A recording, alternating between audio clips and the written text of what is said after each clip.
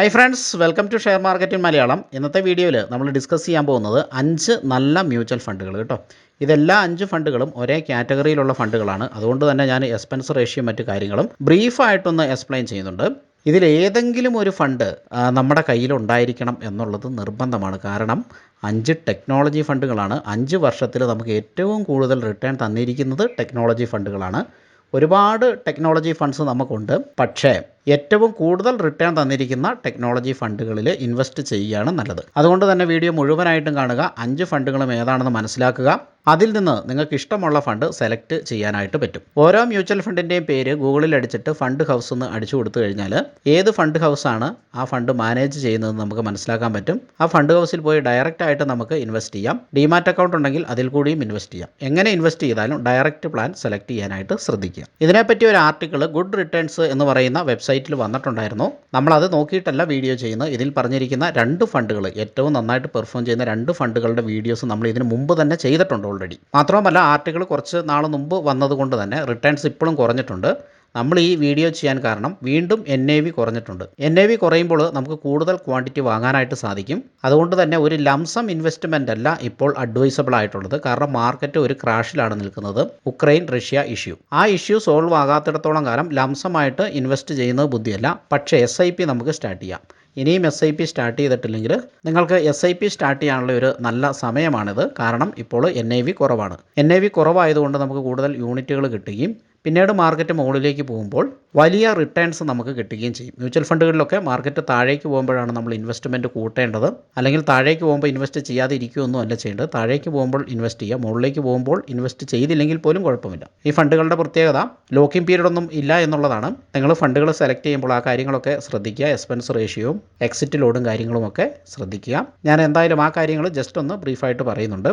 അടുത്തായിട്ട് നമ്മൾ ചെക്ക് ചെയ്യുന്നത് എന്തുകൊണ്ടാണ് നമ്മൾ ഇപ്പോൾ ഇൻവെസ്റ്റ് ചെയ്യുന്നത് എന്നുള്ളതാണ്. അതിന് ഓൾറെഡി ഞാൻ ആൻസർ പറഞ്ഞു കഴിഞ്ഞു. ഇപ്പോൾ മാർക്കറ്റ് നല്ല ഡൗണിലാണ്. അതുകൊണ്ട് തന്നെ NAV കുറവായതുകൊണ്ട് നമുക്ക് കൂടുതൽ യൂണിറ്റുകൾ കിട്ടുകയും കൂടുതൽ ലാഭത്തിലേക്ക് നമുക്ക് എത്താനായിട്ട് സാധിക്കും. മറ്റൊരു കാര്യം, മാർക്കറ്റിൻ്റെ മൊത്തം സൈക്കിൾ എടുത്തു കഴിഞ്ഞിട്ടുണ്ടെങ്കിൽ 80% ടൈം മാർക്കറ്റ് അപ് ട്രെൻഡിലാണ്. 20% ടൈം മാത്രമേ മാർക്കറ്റ് ഡൗൺ ട്രെൻഡിലുള്ളൂ. ഇപ്പോൾ ഡൗൺ ട്രെൻഡിലുള്ള ഒരു മാർക്കറ്റാണ്. ഇത് എത്ര നാൾ നിൽക്കുമെന്ന് നമുക്ക് പറയാൻ പറ്റില്ലെങ്കിലും ഒരുപാട് നാൾ ലാസ്റ്റ് ചെയ്യാനുള്ള സാധ്യത വളരെ കുറവാണ്. ഇനി നമുക്ക് ഫണ്ടുകൾ ഏതൊക്കെയാണ് എന്ന് നോക്കാം. നമ്മൾ വീഡിയോ ചെയ്തിട്ടുള്ള ഫണ്ടാണ് first fund, Tata digital India fund. ഈ ഫണ്ടിൻ്റെ എക്സ്പെൻസ് റേഷ്യോ 0.36% ആണ്. എനിക്ക് തോന്നുന്നു ഈ കാറ്റഗറിയിൽ ഏറ്റവും നല്ല കുറഞ്ഞ എക്സ്പെൻസ് റേഷ്യോ ഉള്ളത് ഈ ഫണ്ടിനാണ്. അതുപോലെ തന്നെ എക്സിറ്റ് ലോഡ് 0.25% ആണ്. ഈ ഒരു കാറ്റഗറിയിൽ ഏറ്റവും കുറഞ്ഞ എക്സിറ്റ് ലോഡ് ഉള്ളത് ഈ ഒരു ഫണ്ടിലാണ്. നല്ലൊരു ഫണ്ടാണ് ടാറ്റയുടെ. 30 ദിവസത്തിനുള്ളിൽ നമ്മൾ ക്യാഷ് വിഡ്രോ ചെയ്തെങ്കിൽ മാത്രമേ ഈ 0.25% എക്സ്പെൻസ് റേഷ്യോ നമ്മളിൽ നിന്ന് ഈടാക്കുകയുള്ളൂ. അങ്ങനെ ഈടാക്കിയാൽ പോലും അത് വലിയൊരു എമൗണ്ട് അല്ല എന്ന് നമുക്ക് കാണാനായിട്ട് പറ്റും. എനിവേ 30 ദിവസത്തിനുള്ളിൽ വിഡ്രോ ചെയ്യാതിരിക്കാനായിട്ട് ശ്രമിക്കുക. അതായത് ആദ്യത്തെ ഇൻവെസ്റ്റ്മെൻ്റ് ആണ് കണക്കാക്കുന്നത്. അത് കഴിഞ്ഞിട്ട് നമ്മൾ ഇൻവെസ്റ്റ് ചെയ്യുന്ന ആ പീരീഡൊന്നും നോക്കുന്നില്ല. ആദ്യത്തെ ഇൻവെസ്റ്റ്മെൻറ്റ് 30 ദിവസത്തിനുള്ളിൽ നമ്മൾ പിൻവലിക്കാതിരിക്കാൻ ശ്രദ്ധിക്കുക. അതുപോലെ തന്നെ ലോക്കിൻ പീരീഡോ കാര്യങ്ങളോ ഒന്നുമില്ല. നമുക്ക് എപ്പോൾ വേണമെങ്കിലും ഇൻവെസ്റ്റ് ചെയ്യാനും എപ്പോൾ വേണമെങ്കിലും വിഡ്രോ ചെയ്യാനായിട്ടും സാധിക്കും. നമ്മുടെ രണ്ടാമത്തെ മ്യൂച്വൽ ഫണ്ട് നമ്മൾ വീഡിയോ ചെയ്തിട്ടുള്ള മ്യൂച്വൽ ഫണ്ടാണ്. ICICI പ്രുഡൻഷ്യൽ ടെക്നോളജി ഫണ്ടാണ്. വളരെ നല്ലൊരു ടെക്നോളജി ഫണ്ടാണ്. ഇപ്പോഴത്തെ അവസ്ഥയിൽ ടെക്നോളജി ഫണ്ട്സാണ് നമുക്ക് ഏറ്റവും കൂടുതൽ റിട്ടേൺ തന്നിട്ടുള്ളത്. അതുകൊണ്ട് തന്നെ ഈ ടെക്നോളജി ഫണ്ടിൽ ഏതെങ്കിലും ഒന്നിൽ നമുക്കൊരു ഇൻവെസ്റ്റ്മെൻറ്റ് ഉണ്ടായിരിക്കുന്നത് വളരെ നല്ലതാണ്. എക്സ്പെൻസ് റേഷ്യോ 0.81% ആണ്. ടാറ്റേനെ അപേക്ഷിച്ച് കുറച്ച് കൂടുതലാണ്. അതുപോലെ തന്നെ എക്സിറ്റ് ലോഡ് 1% ആണ്. 15 ദിവസത്തിനുള്ളിൽ വിഡ്രോ ചെയ്താൽ മാത്രമേ ഈ 1% അഫക്റ്റ് ആവുകയുള്ളൂ. ടാറ്റയിൽ അത് 30 ദിവസമാണ്, ഇവിടെ അത് 15 ദിവസമാണ്. ടാറ്റയെ അപേക്ഷിച്ച് ഇവിടെ എക്സിറ്റ് ലോഡും വളരെ കൂടുതലാണ്. അതുപോലെ തന്നെ ലോക്കിൻ പീരീഡ് ഇല്ല. ഇത്രയൊക്കെ ആണെങ്കിലും ഈ 2 ഫണ്ടുകളും വളരെ നല്ല ടെക്നോളജി ഫണ്ട്സ് തന്നെയാണ്. നമ്മൾ വിശദമായിട്ട് ഇതിനു മുമ്പ് ഈ 2 ഫണ്ടുകളുടെയും വീഡിയോ ചെയ്തിട്ടുണ്ട്. ഇനി നമുക്ക് മൂന്നാമത്തെ ഫണ്ടിലേക്ക് കിടക്കാം. Aditya Birla Sun Life digital India ഫണ്ടാണ്. എക്സ്പെൻസ് റേഷ്യോ വരുന്നത് 0.85% ആണ്. എക്സിറ്റ് ലോഡ് വരുന്നത് 1% ആണ്. അത് 30 ദിവസത്തിനുള്ളിൽ വിഡ്രോ ചെയ്താലേ എക്സിറ്റ് ലോഡ് വരുള്ളൂ. അതുപോലെ തന്നെ ലോക്കിൻ പീരീഡും ഇല്ല. അടുത്തായിട്ട് നമ്മൾ പരിഗണിക്കാൻ പോകുന്നത് SBI ടെക്നോളജി ഓപ്പർച്യൂണിറ്റീസ് ഫണ്ടാണ്. ഇതിൻ്റെ എക്സ്പെൻസ് റേഷ്യോ വരുന്നത് 0.91% ആണ്. എക്സിറ്റ് ലോഡ് വരുന്നത് 0.5% ആണ്. അത് 15 ദിവസത്തിനുള്ളിൽ വിഡ്രോ ചെയ്താൽ മാത്രമേ ആ എക്സിറ്റ് ലോഡ് വരുള്ളൂ. ഈ ഫണ്ടിനും ലോക്കിൻ പീരീഡ് ഇല്ല. അടുത്തായിട്ട് നമ്മൾ പരിശോധിക്കാൻ പോകുന്നത് ഫ്രാങ്ക്ലിൻ ഇന്ത്യ ടെക്നോളജി ഫണ്ടാണ്. ഈ ഫണ്ടിൻ്റെ എക്സ്പെൻസ് റേഷ്യോ വളരെ കൂടുതലാണ്. 1.44% ആണ്.